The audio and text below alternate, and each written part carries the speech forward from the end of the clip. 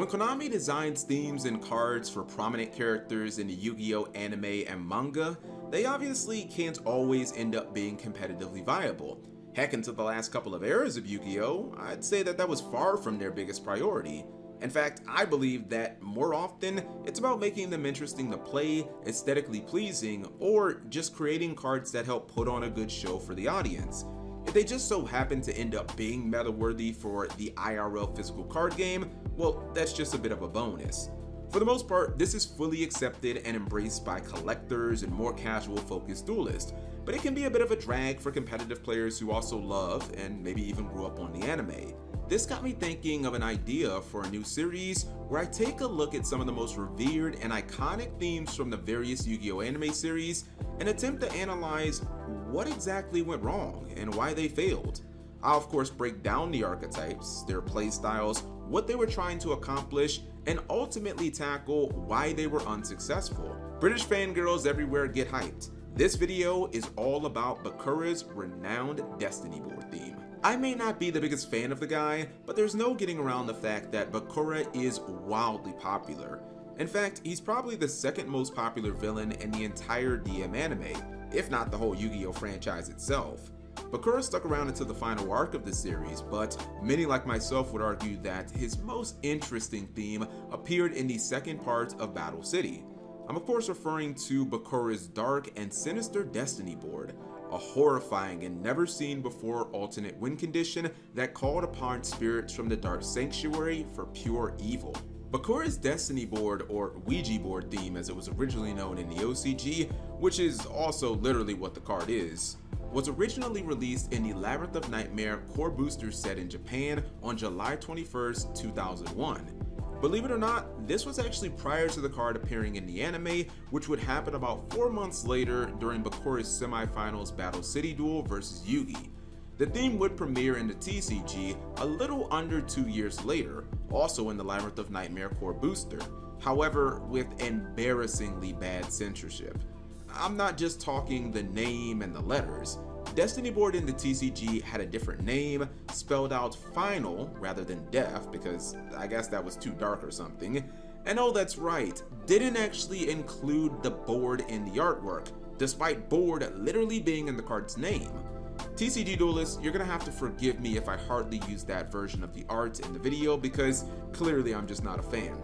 Moving along. Destiny board was incredibly unique in design and really functioned unlike anything else in the game. It was a trap card that upon being activated placed specific spell cards in its owner's spell and trap zones during each of its opponent's end phases.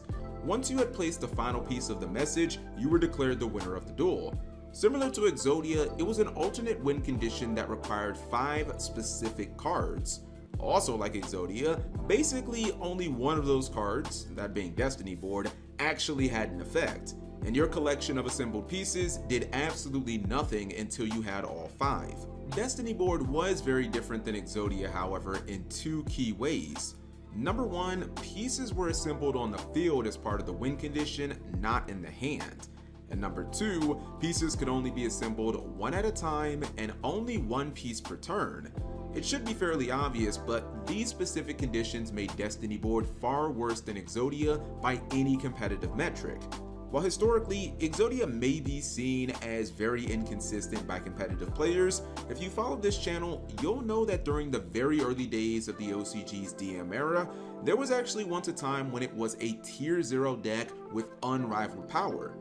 Part of that power was the ability to sometimes win the duel outright on the very first turn of the game, often without allowing your opponent to play a single card. The way Konami designed Destiny board to work in a much slower fashion and to need a minimum of 5 turns pretty much killed that possibility completely.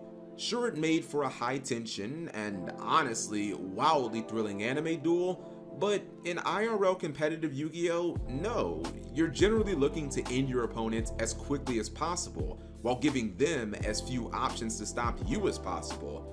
Destiny board on face value was like the opposite of this sentiment. The other aspect of assembling cards on the field, rather than keeping them in your hand, was also a major red flag.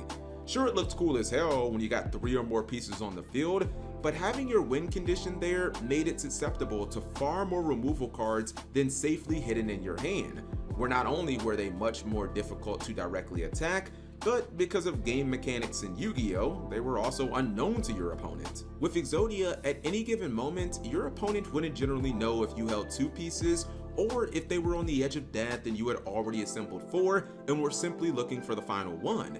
Destiny Board removed all the element of surprise completely, which was terrible for any competitive aspirations, as opposing players would always know exactly how much danger they were in at any given time.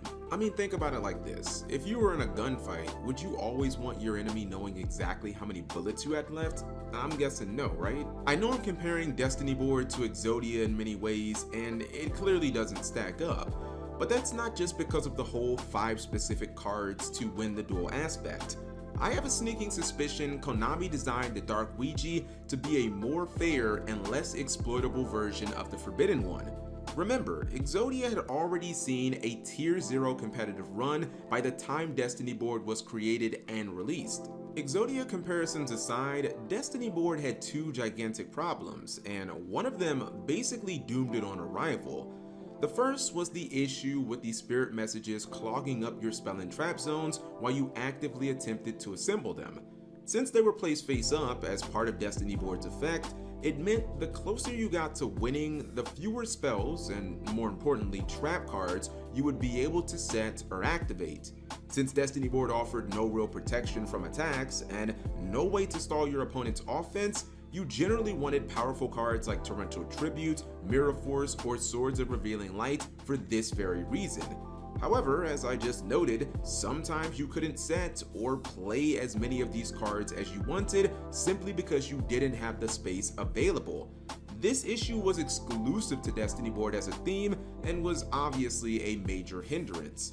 I will note, Konami gave Bakura a field spell named Dark Sanctuary in the anime that was designed to deal with this exact problem, but for some reason they didn't release it in Labyrinth of Nightmare, and it wouldn't be available for players for many years later. As bad as that may sound, the second problem was far worse. That was the ridiculous frailty of the Nightmare's Destiny Board message. For some completely inexplicable reason, Konami built what was effectively a reverse failsafe into the board itself.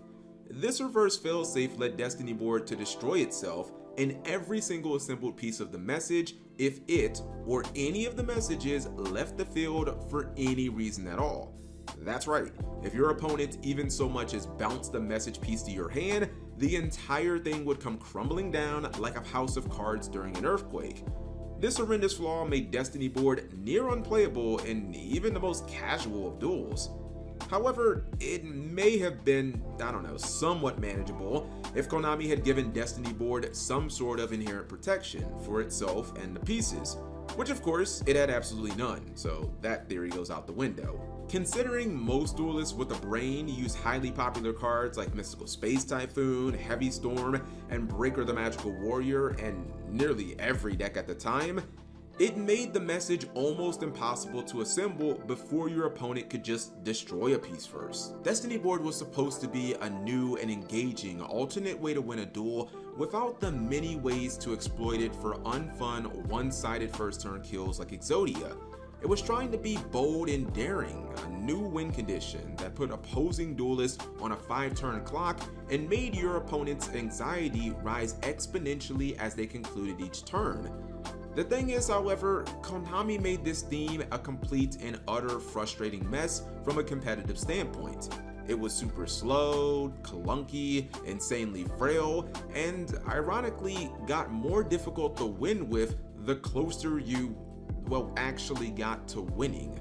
On top of that, they failed to release key pieces of support like the field spell that could have somewhat alleviated maybe one of these problems in a very minor way.